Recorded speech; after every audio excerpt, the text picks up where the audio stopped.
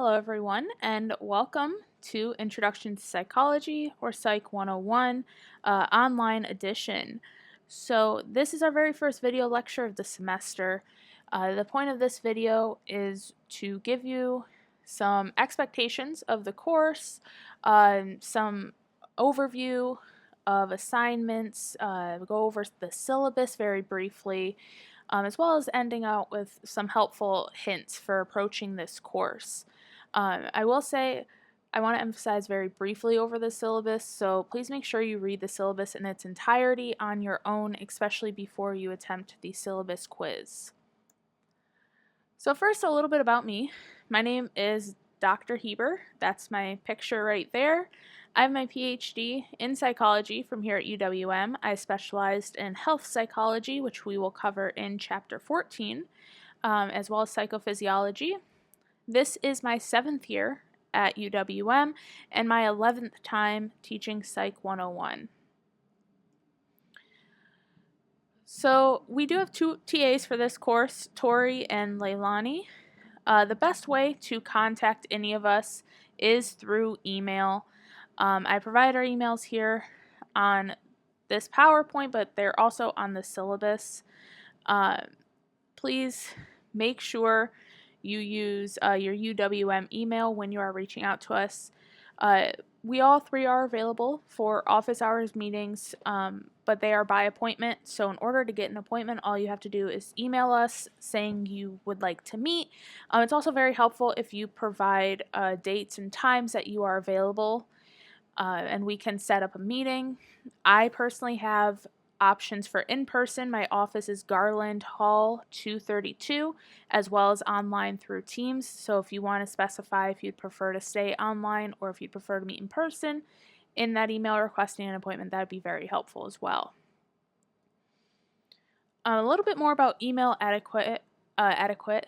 So please, again, use your UWM email when you're reaching out to us. I would hate to have you reach out and then it gets sent to spam or junk because it's not using the UWM email address. Please identify who you are and specify that you're in Dr. Heber's online Psych 101 course. So the reason for this is I personally am teaching 2 sections, one in person, one online, but both of our TAs are also TAing for other Psych 101 courses as well. So please be sure to specify that you're a part of our online course.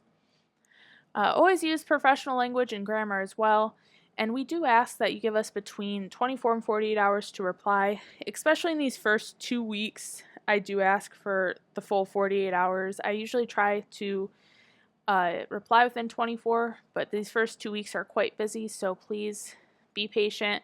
However, if it's been more than 48 hours, please send a follow-up email unless it is sent on Friday.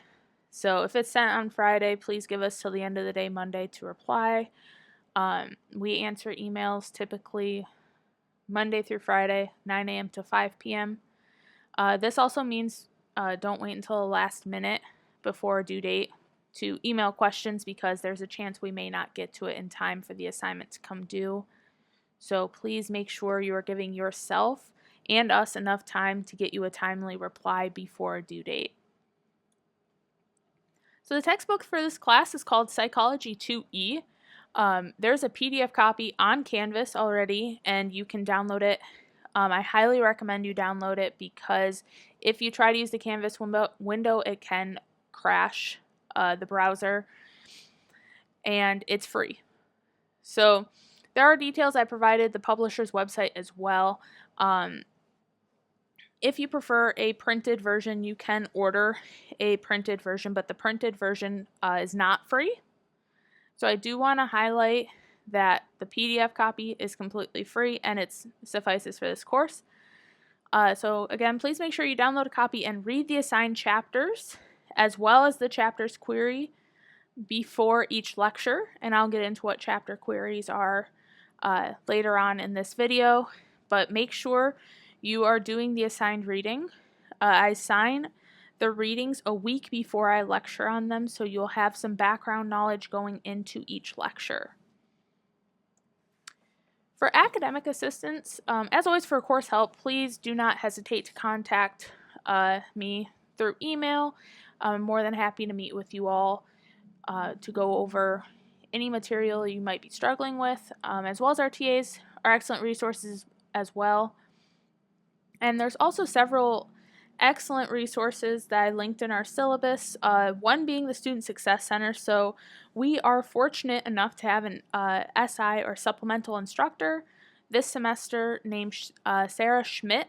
I did provide her contact information on the syllabus page 4. And basically, there's a lot of resources or a lot of review material that Sarah provides for us. She will do exam reviews before each exam. She'll do them in person, but she'll also have a recorded version as well.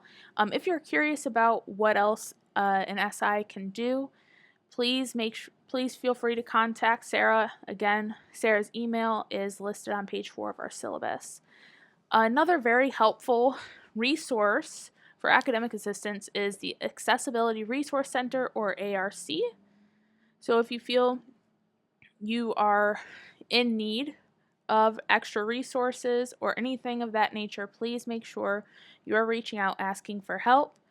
And as always, like I said, you can come to me and I'm more than happy to help however I can.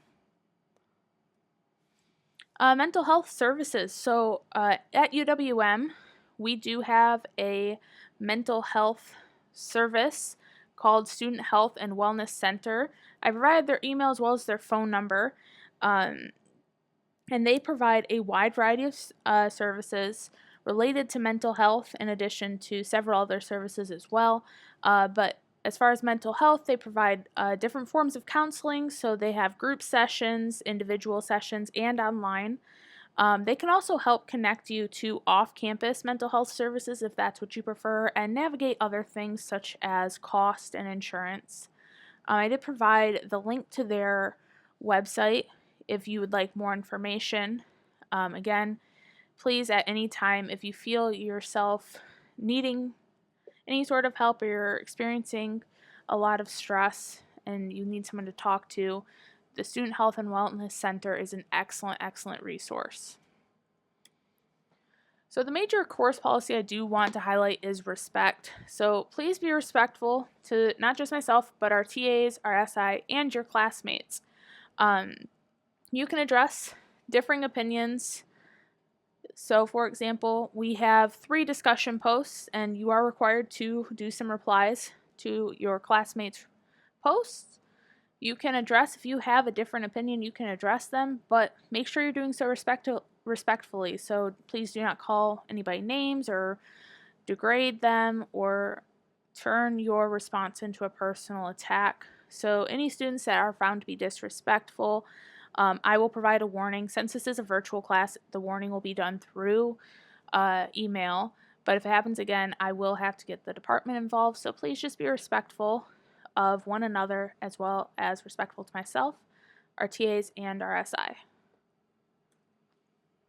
So getting into the assignments for this class. So we have 4 total exams, so 3 midterms and a final.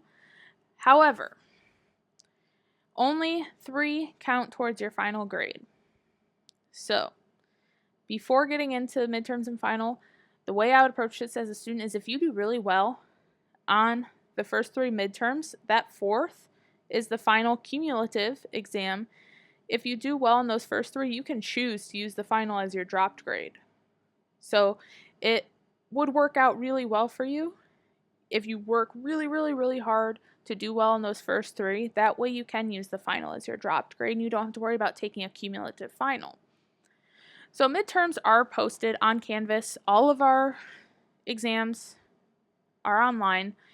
They'll be posted on Canvas for 3 days, so therefore there's no late or makeup midterms allowed unless there's extenuating circumstances such as a family crisis or something like that. So if that does happen, please reach out to me and let me know. You don't have to share details, but like I said, I can't help you if you don't reach out and let me know. And the worst I can do is say, no, I won't reopen it.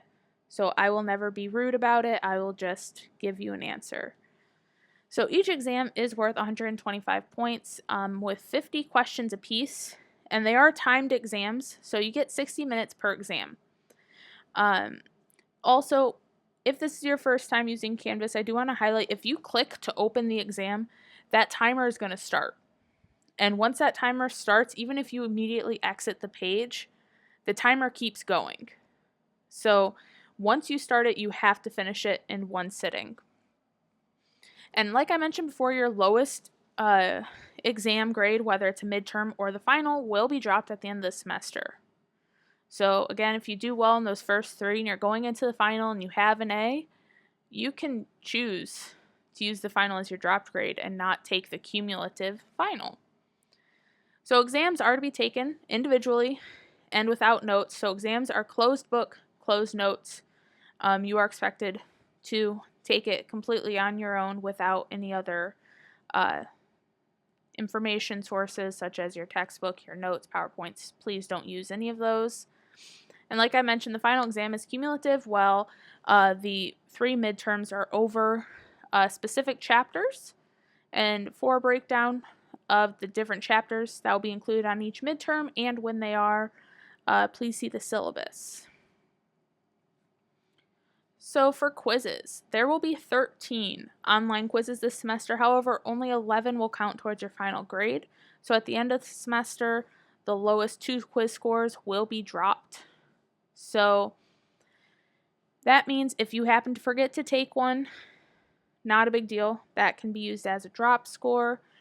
Or if you just don't do as well as you want to, you don't have to worry because 2 of them will be dropped. So quizzes are only based on 1 chapter only.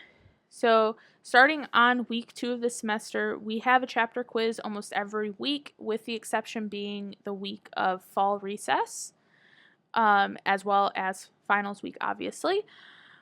But so make sure you're creating a routine for yourself, since we'll have one almost every week. And if you've looked at the course schedule on the syllabus, weeks look fairly familiar as far as a quiz and a query, so as well as sometimes another assignment. So make sure you're setting a routine for yourself and getting used to taking them. So each quiz is only between 10 and 12 questions. They're all multiple choice questions, and like I said, they're worth 25 points apiece. So for the quizzes, you are allowed 2 attempts per quiz. However, I will say each attempt will have different questions. So please don't think that you're going to just open the first one and then submit it and then get all the right answers and then just take those right answers and pass the next one. There's a quiz bank, so you will be getting different questions from the quiz bank for that second attempt. The highest score automatically counts. So the way I would do it is I would try to take the chapter quiz a little earlier on in the quiz period, and then give yourself time to study. So don't wait until the due date to take your first attempt, because you want to make sure you're giving yourself enough time to study and review material if you don't do as well as you'd hoped. So next, the independent chapters. So there are 3 chapters from our textbook that are not going to be covered by lectures. That includes chapter 10, which is about motivation and emotion. Chapter 13, which is industrial organizational psychology, and chapter 16, which is about therapies and treatments. We just don't have enough time to cover all 16 chapters of our textbook. So 3 of them are not covered by lecture.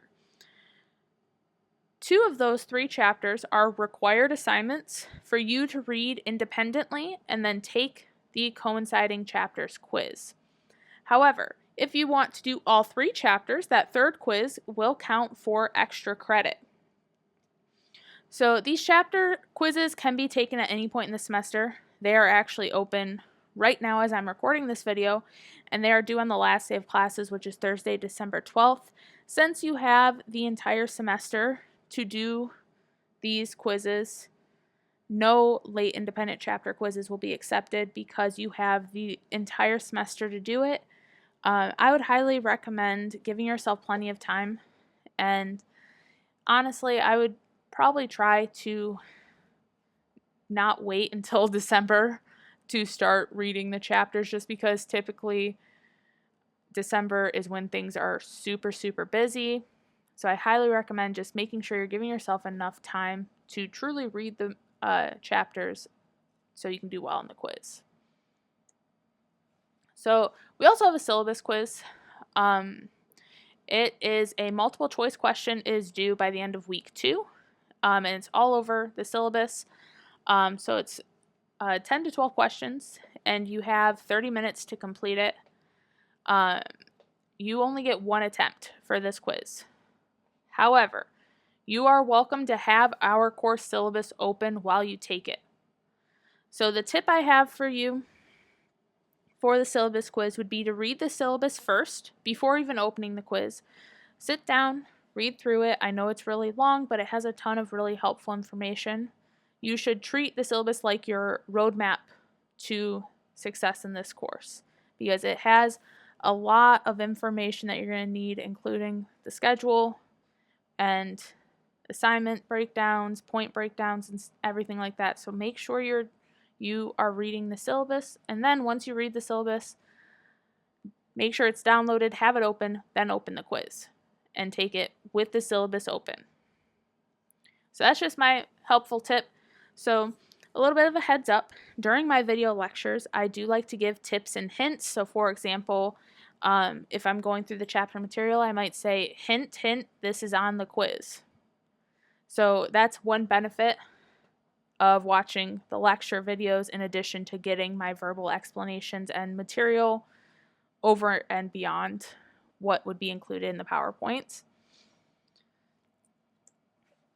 Next, we have discussion posts. So there are 3 discussion boards or posts for this course, and all of them count towards your final grade. Discussion boards are open for a period of 2 weeks, and how I recommend you approach them. The first week, within that first week it's open, complete your main post. And then that second week, go through and read and reply to some of your classmates' posts.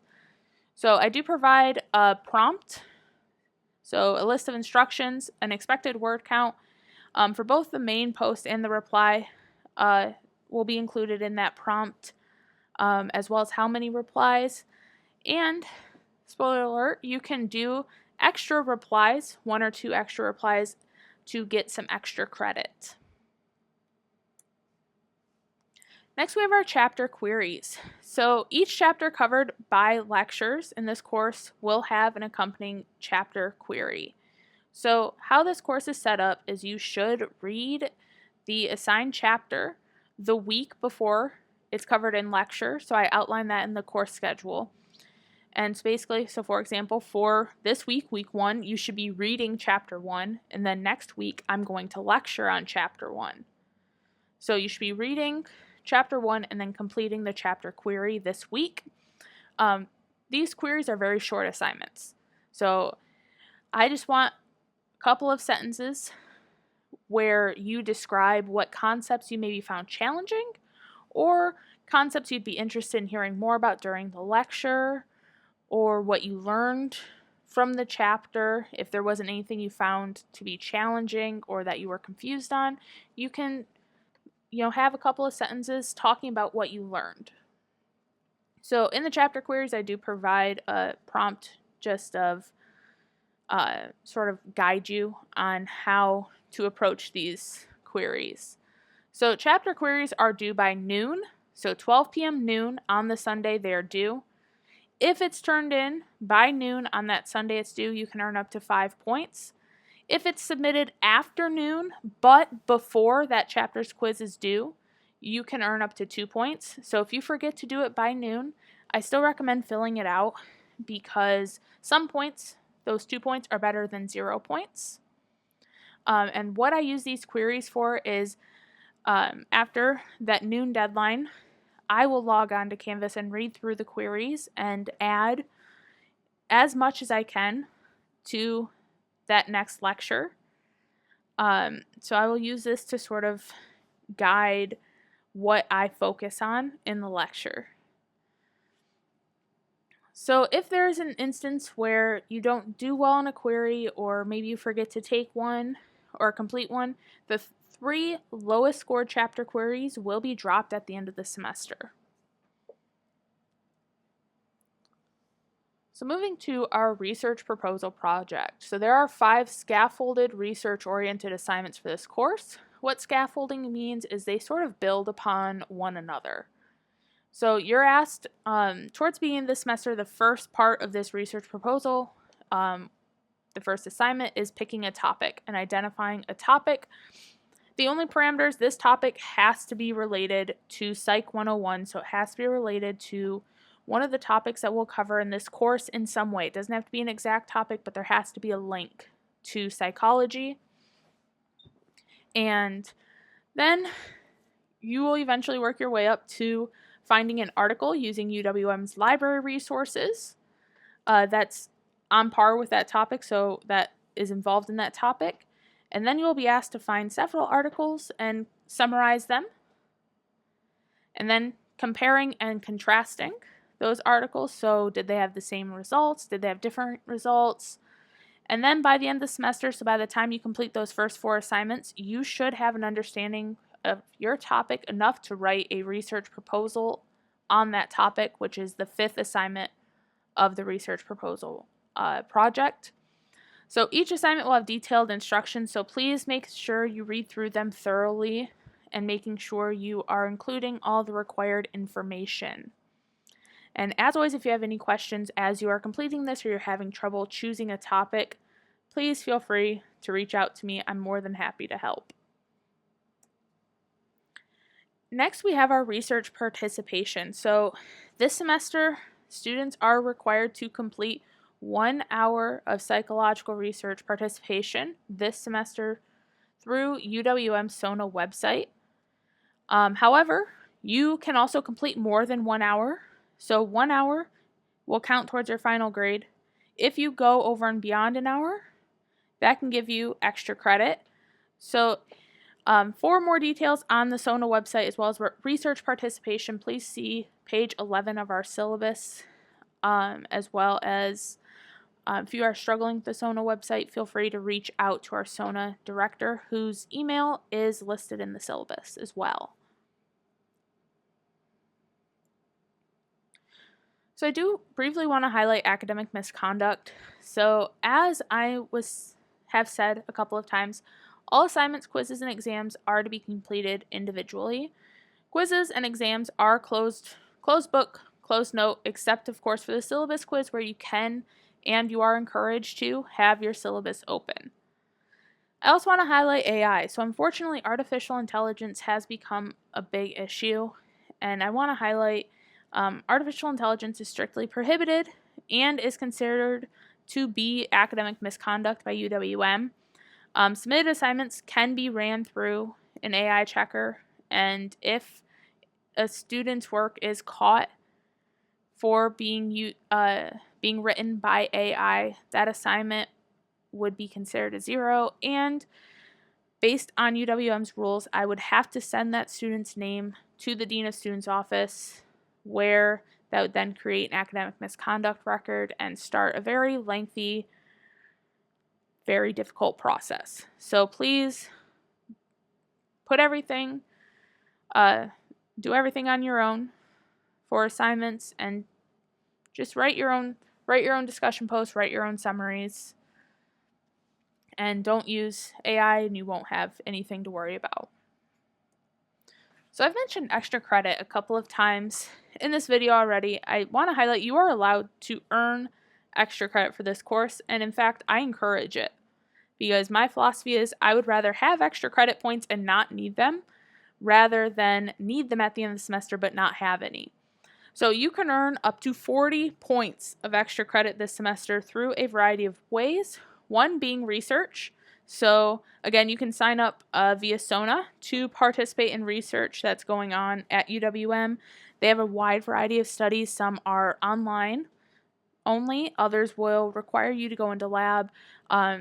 Each study's webpage will tell you how many hours it's worth for credit, as well as will tell you if it's purely online or if you'll need to go to a lab. So any participation beyond that 1 hour requirement will count as extra credit. You can also do article reviews on SONA as well. There is a detailed sort of blurb about what an article review is and how to do it, if you would like to do article reviews as opposed to or in addition to completing participating in research. Another avenue for extra credit is doing that third independent chapter quiz. Remember, only 2 of the 3 are required, so if you do that third one, it counts as extra credit. And then you can also complete additional discussion post replies.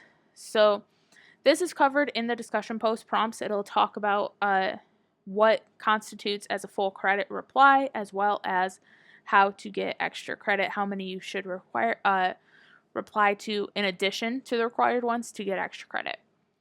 So for more details on each option, I do cover them fairly in depth on the syllabus, but you can always ask me as well. So I do briefly want to cover point breakdown. So there are 1,000 total points for this course. However, if you get 100% on everything and you do the extra credit, you could end up with 1,040 points. So I do want to highlight where these points are coming from. So our exams, also referred to as midterms and the final, there are 4 total this semester, but only 3 count towards your final grade, and out of the 1,000 points total, 375 of those come from the exams. And then quizzes. So only 11 of the 13 quizzes will count towards your final grade. This is a total of 275 points. The discussion posts, again, all 3 of them count towards your final grade for a total of 75 points. The independent chapter quiz, remember, only 2 of them are required for a total of 100 points. And then chapter queries. Only 10 of the chapter queries count towards your final grade for the potential of 50 points. The hour of required research participation is 20 points. And that research proposal project, which is made up of 5 different assignments, will count for 105 points total. I do want to give you a note, nothing is weighted in this class. So all the points are at face value, so it's relatively easy to keep track of your total points throughout the semester to give you an idea of where you are at as far as points you have and points you need to get the grade you want. For reference, you need at least 930 points for an A or 93%. So I provide a full breakdown in our syllabus as well as the letter grades and the number of points that fit in each letter grade. And you can keep track on Canvas. You can total up your points just to see where you're at and to keep track of your progress this semester. Anything that is exam or quiz, including the independent chapter quizzes, are graded automatically by Canvas. So the second you submit them, you will see a grade. The other ones are graded manually by myself and our TAs. So it may take a couple of weeks to get points back or your grades back for the ones that have to be manually graded. So our course schedule, the syllabus contains a complete course schedule for this semester on page 10. This includes all the assignments that are due that week, lecture topics, and assigned readings. So it is expected that you will keep track of what is due and expected of you each week on your own. I do try to post announcements and little reminders here and there when we have upcoming due dates, but please make sure you're staying on top of the readings and the assignments. I prefer, when I was a student, I preferred having a printed out schedule. So I highly recommend just printing it out. That way you can see it in front of you all the time, or synchronizing the syllabus schedule to like your Google Calendar or the calendar on your phone, whichever you use. So I do want to highlight the schedule and the syllabus is subjected to change at any time. I will always notify you through an announcement if there is a change, so please make sure you read my announcements. I don't post them. I will more than likely post one a week, but please make sure you're reading them because that is where I will tell you if anything's changed or if there's a due date change, anything like that. So please make sure you read them. I would turn on email notifications for Canvas. That way, every time I post something new, you will be notified through not just Canvas, but through your email as well. So I do want to give you just a little bit of advice for course success. So the biggest one is please ask questions if you have them. You can do this. I have a discussion board forum where you can post questions. I'll try to check that once a week. You can do this in your chapter queries. But if you really have a question where you want a timely answer, I highly recommend you email me. You're more likely to get a quicker response that way. If you don't ask for help, we won't know that you're struggling. So make sure you ask us, because all of us are very happy to help. We just have to be made aware that you need the help. I highly recommend you take notes as you read your textbook and as you watch the lecture videos. I would stay away from highlighting your textbook, especially because our textbook is pretty straightforward, cut and dry. There's not a lot of extra stuff that's put in there, or filler is what I call it. It's pretty straightforward and it covers only the important stuff for that chapter. So highlighting, you'll just end up with an entire chapter highlighted. So I recommend just taking notes, underlining things that you feel are important, or starring them. And if you have questions as you are watching the videos or reading, make a question mark, make a note of it. Or you can just, stop and pull up your email and send it to me, send your question to me right then and there. If you are trying to write, but I move on from my slide, please pause the video. You have total control of the length or the speed of the video, so you can speed it up, you can slow it down, you can also pause it if you want to continue to write. You can also rewind it if you want to hear me talk again. So make sure you use that to your advantage. And then lastly, create flashcards for key terms, experiments, and people that I mentioned in the PowerPoints. Also, if I mention specific page numbers in the PowerPoints, make sure you know that page. Usually I only do that with tables and figures. But make sure I would make flashcards. They can be virtual flashcards or physical copies of flashcards, but highly recommend it. I do try to bold and underline the key terms in my PowerPoint so it can help you identify them as well. So some closing remarks.